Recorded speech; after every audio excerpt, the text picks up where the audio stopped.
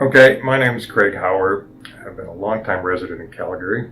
It was back on March 15th, which was a Thursday, and I remember it's a Thursday. My wife always volunteers at the food bank every Thursday, so I stay home to walk the dog if I can, work from the home office. And about 12:30 in the afternoon, we were rounding the home stretch towards home about a block away. I still can't believe it. I hit a patch of ice. First thing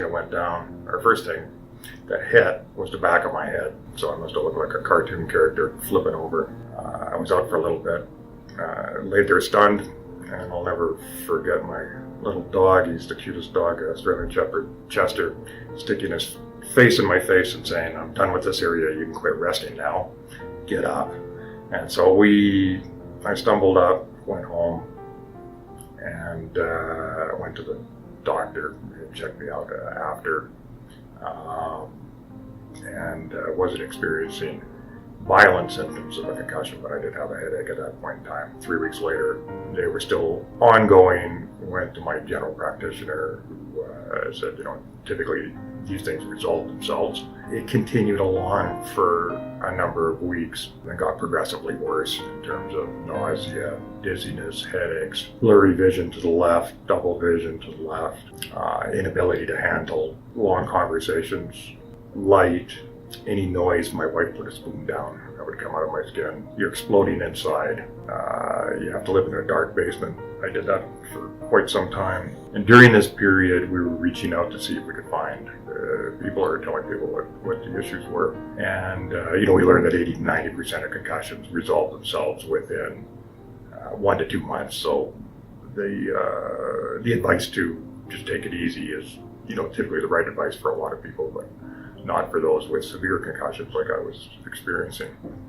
At our dentist, who's a good friend of mine, Dr. Curtis Westerson, who's one of the top dentists, not only in Calgary and the world, but Curtis lectures all over the world, and people come from all over the place to have him work on them, and he sees a lot of concussions through his work and as part of a concussion response team. I heard about my accident from my wife and immediately sent me to see Corey, Dr. Deacon, and it was fascinating that Corey did the assessment with and I'm not going to get the technical term wrong, but the EEG assessment. And then when we looked at the results, we could see visually exactly where it hit in the back of my head, what was transpired with I'll just call them broken pathways. You could just see that all over. It was fascinating. It was unfortunate I was looking at that, but I knew what I was in for. I was lost. I could not function. Myself, just to go back to myself, I'm a high energy individual. I'm involved in a number of different businesses, have been involved in a number that have grown from small entrepreneurial concerns to larger professional concerns that we've ended up selling. I do a lot of volunteer work with the Stampede, Junior Achievement, Tax Committee with the Chamber of Commerce, and a few other things. I do a lot of private investing for my own account, as well in private companies, so I'm involved in a lot of things, and then I had to shut all of that down. In the meantime, I was in the middle of we were selling one of our companies as well, and I had to pull out of that during that process. So back to Corey, he saw that assessment and said, and he pinpointed exactly what I was going through, and he could see exactly what the issues were, even without knowing about my accident. He could see what had transpired and what I was going to work with. So we worked through 10 initial sessions of the QEEG brain mapping, and that was fascinating too. I mean, I was lost coming down here. My wife had to drive me, etc. And I go back and lay in a dark basement, literally.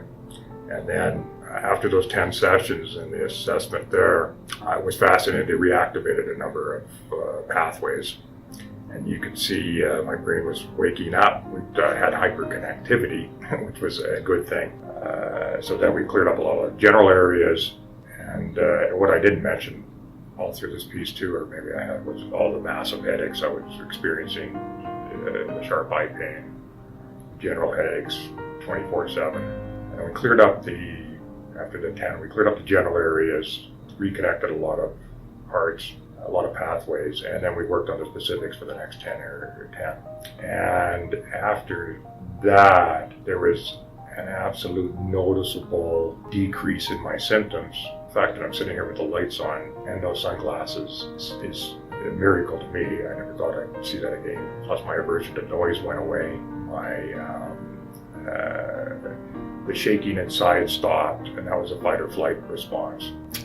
So we corrected that through the process as well. And so, long story short, we're now at the phase where we can concentrate on building on to success and getting back to what my normal is, which is never stopping during the day for most days.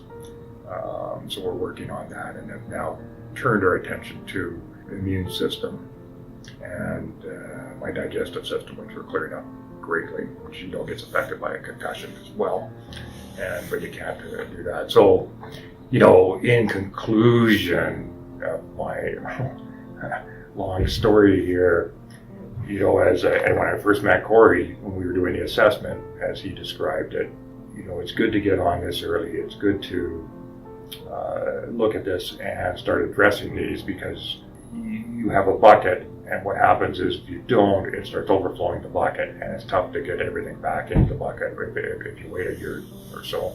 You can start addressing this. So it was wonderful that through serendipity that through my friend Dr. Westerson, who Corey, his colleague, is now part of the concussion response team, and sent me over here. So that we managed to contain overflow of the bucket. Didn't happen, and we managed to make great strides through the piece.